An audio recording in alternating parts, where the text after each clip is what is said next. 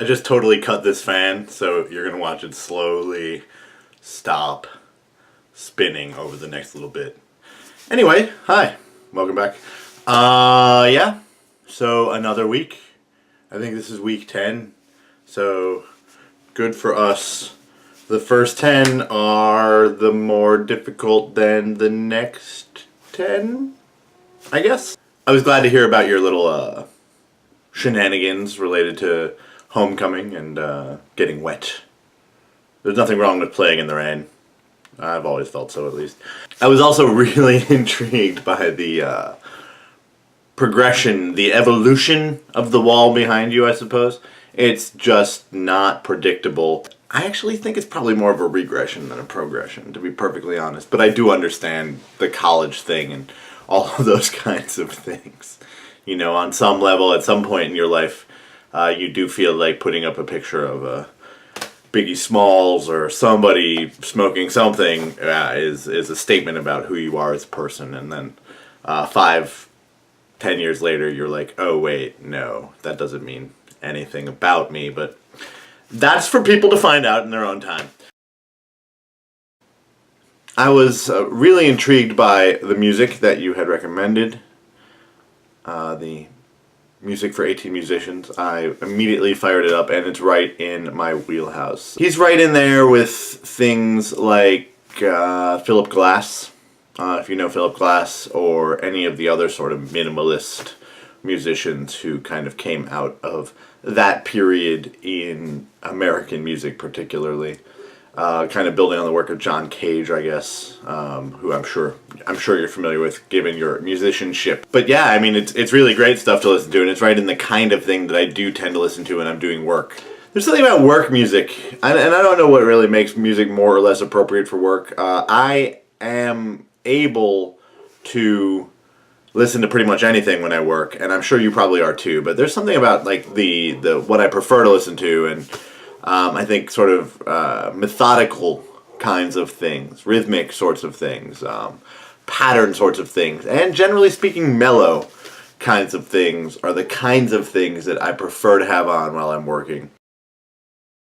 The thing that I am going to suggest is an album called Music for Airports by Brian Eno.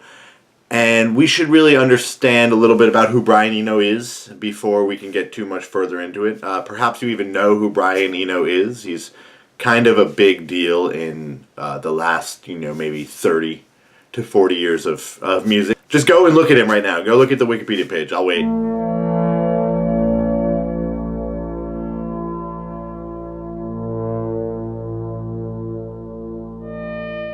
Among other things, one of the things that Brian Eno is known for is that he is actually the person who coined the phrase ambient music, and he did this deliberately in order to kind of separate the music that he was interested in making at the time from sort of like muzak, like music in a can kind of crappy stuff. Music for Airports is one of these examples. It's actually the first of his ambient albums. He did like 4 ambient albums.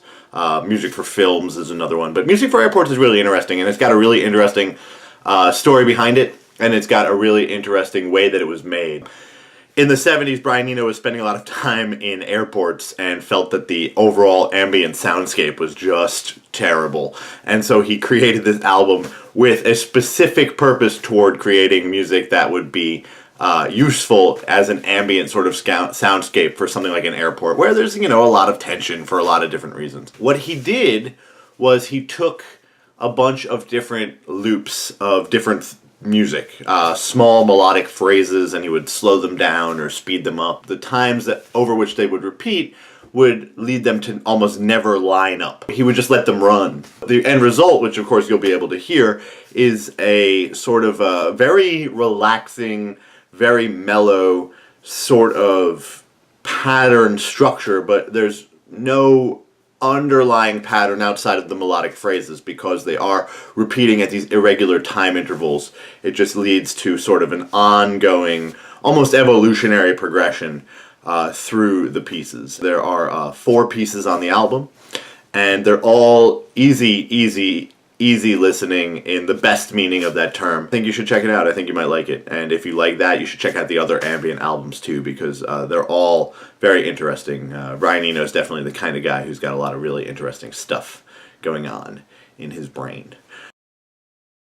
That's it. I hope that helps. I hope that that's a good suggestion for the week, and I hope that you are busy. I'm sure that mid-semester sorts of things have to be on the horizon in terms of exams and so forth, so I wish you the best of luck with all of that here in the Babylon area. We're really just living the dream, living the school dream. I think I have to put in progress report comments tomorrow for all of my fantastic children, so that'll be good.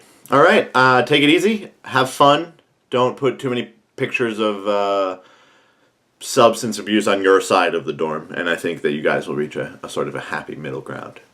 All right, and here is a small clip from an album that I recorded many, many moons ago.